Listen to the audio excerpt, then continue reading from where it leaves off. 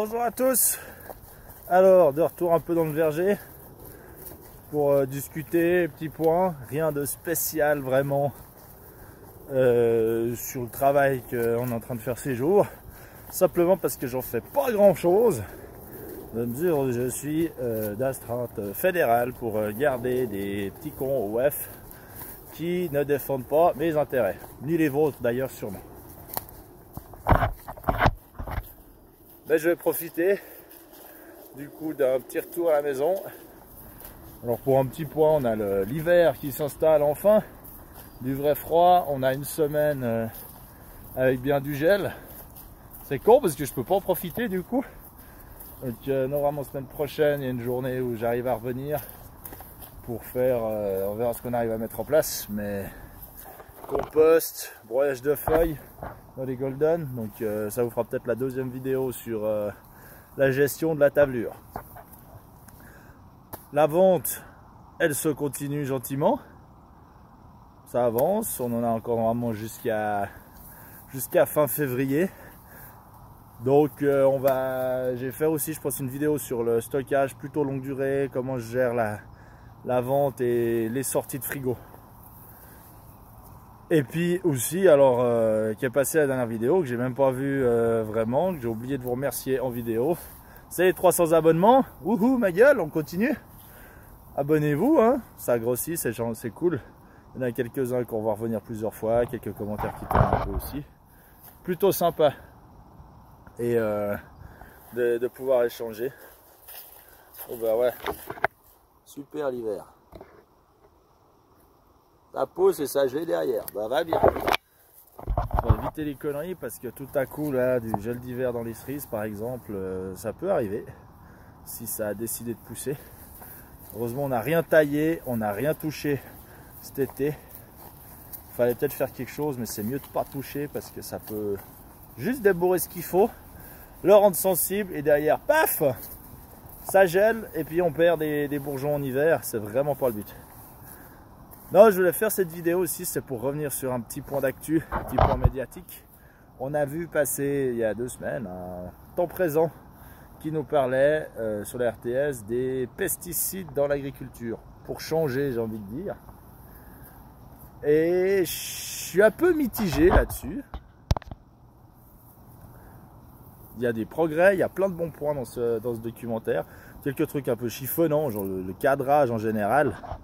C'est toujours oulala, c'est caca, on va tous mourir un peu. Surtout le début, quoi, les intros, elles sont assez dépressives, quoi. Faut s'arrêter, faut tenir faut quand même tenir les 15 premières minutes, parce que si on les écoute que les 15 premières minutes, faut tout arrêter, faut faire que du bio, faut faire que des petites fleurs partout. Faut jamais protéger une culture, parce que par cet intermédiaire-là, on tue des gens. En citant même une étude qui met en avant que les résidus de pesticides dans les fruits et légumes annulent le bénéfice des 5 fruits et légumes par jour. Cette étude, bon, j'avais vu passer plusieurs threads, plusieurs vidéos et articles qui en parlaient à sa sortie début de l'année passée. Donc il faut que je les retrouve pour les remettre en description. Mais en gros, il y a quelques grosses failles méthodo qui prennent pas en compte les écarts de revenus entre ceux qui mangent des fruits et légumes bio et ceux qui mangent des fruits et légumes pas bio, entre autres. Ce qui peut se comprendre, hein, pourquoi ça influence derrière. Le mec qui peut manger des fruits et légumes bio toute sa vie, il a surtout des gros avantages au niveau des pépettes. Donc niveau de vie plus élevé, et niveau de vie plus élevé, vous avez le reste qui va avec. Vous avez le coach santé, vous avez le travail un peu moins usant. On peut facilement penser qu'un assureur ou un financier va moins se flinguer la santé qu'un ouvrier de la sidérurgie, qui respire des vapeurs toxiques à longueur de travail. Donc voilà, une fois qu'on annule ça, les effets c'est quand même bouffer des fruits et des légumes, bio, pas bio, on s'en fiche, acheter des fruits et des légumes, manger. Ça vous fera du bien à la santé, des vitamines, etc. C'est super important. Et puis après, pendant tout le reste du documentaire, le cadrage reste un peu caca, mais la finale en fait me plaît assez bien. On arrive à dire, bon, certes c'est caca, on peut alimenter tout ce qu'on veut et continuer à baisser les doses tant qu'on arrive Mais il ne faut pas faire de bêtises. On a parlé là de la betterave, qui a été une bêtise peut-être. Mais on prend des gros risques et on prend les risques de certaines années. On fait 25% de sucre en moins sur la Suisse. C'est pas rien. Le sucre, ça fait partie quand même des valeurs stratégiques à défendre. Dans les plans de la Confédération pour nourrir la population, le sucre, ça fait partie des trucs très importants avec les céréales, certains fruits et légumes, mais qui sont les stocks de garde, donc les céréales, les patates, le sucre. Des trucs importants à pouvoir maintenir. Il y a eu aussi un interview très intéressant d'un de mes collègues qui habite pas loin, et là-bas à peu près 2 km. C'est cool ce qui a été gardé de lui. Il y a quelques trucs qui auraient pu être gardés de plus, qu'il m'a dit, qui était un peu, on aurait pu parler de commercialisation de ces fruits avec peu de résidus ou pas de résidus de pesticides. En fait, il n'y a personne qui en veut. Il n'y a personne qui en veut, surtout, enfin, ils les veulent pour tout, mais personne ne veut les payer pour de vrai, parce que ça coûte en plus de produire. Parce que les risques, il faut bien les assumer une fois ou l'autre.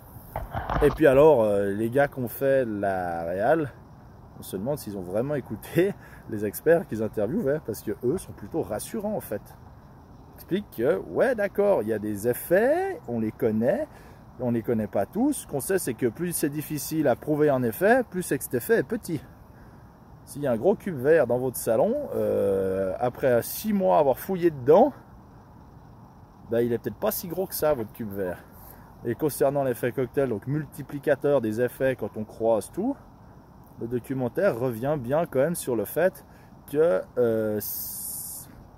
c'est important de croiser les matières actives, d'avoir plusieurs matières actives à disposition pour limiter les risques de résistance et pouvoir garder des cultures viables en Suisse et partout ailleurs d'ailleurs. Et puis en plus du coup cet effet multiplicateur, multiplier même par beaucoup un effet tout petit, rikiki et minime, ça continue de faire pas grand chose. Donc chillou, pas la peine d'interdire totalement les fruits et légumes pas bio. Il y a des normes, elles sont là pour être respectées, on les respecte, on travaille avec et on s'améliore d'année en année, malgré l'étude présente à la fin du documentaire qui était une espèce de rapport. C'est même pas une étude en fait, parce que c'est publié dans aucune revue à comité de lecture. C'est des ONG type Génération Future et autres qui nous disent oulala, quand on regarde les rapports, on trouve de plus en plus de pesticides, c'est super alarmant. Ils ne parlent pas de doses, ça c'est quand même costaud. Ils ne parlent pas des doses, les doses n'augmentent pas. C'est juste, voilà, en 10 ans, on trouve plus, c'est normal. En 10 ans, on imagine le progrès technique qu'on a fait sur les méthodes d'analyse. Aujourd'hui, on trouve un carré de sucre dans le lac Léman. Donc, alors qu'à l'époque, il en fallait quelques tonnes avant de pouvoir voir quelque chose. Et ça, c'est important de le préciser. On trouve plus souvent quelque chose, mais les doses moyennes de ce qu'on n'augmentent pas. Trouver plus souvent quelque chose ne veut pas dire forcément qu'il y en a plus. C'est peut-être simplement que les machines qui trouvent ces choses s'améliorent et sont plus performantes. Mais tout ça pour dire que sur ce docu, je suis quand même assez optimiste parce que ça change l'image, elle a quand même changé. Ça n'a rien à voir avec les docus d'il y a 10 ans. On avait, alors que ce soit ABE ou temps présent aussi, ils nous ont brossé du sucre sur les paysans pollueurs, etc. Là, on se rend compte qu'il y a des problématiques. Alors, est-ce que c'est la guerre en Ukraine? Est-ce que c'est le Covid qui a montré que la quantité et la sécurité de l'approvisionnement, ça compte et c'est important? Je pense qu'il y a un peu de ça.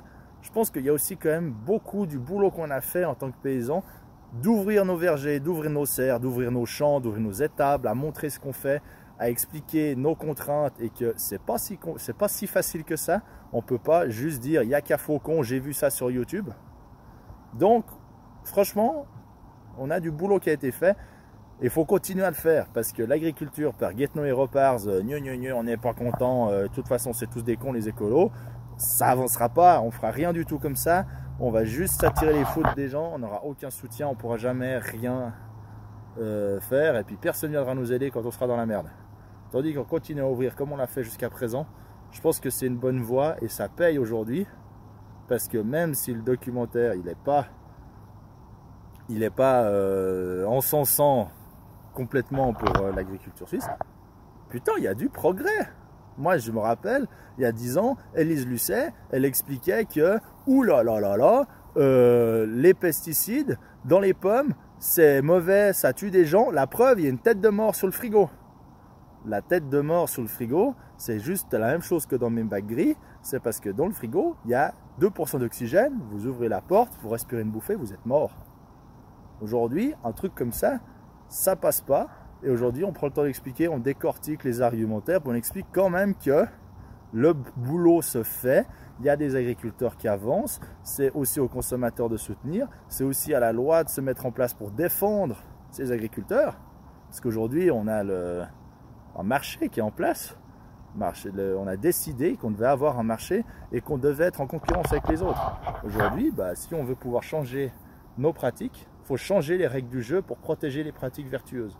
Et ça, on arrive gentiment à expliquer et c'est hyper sain et je suis hyper rassuré de voir que ça passe quand même à la télé.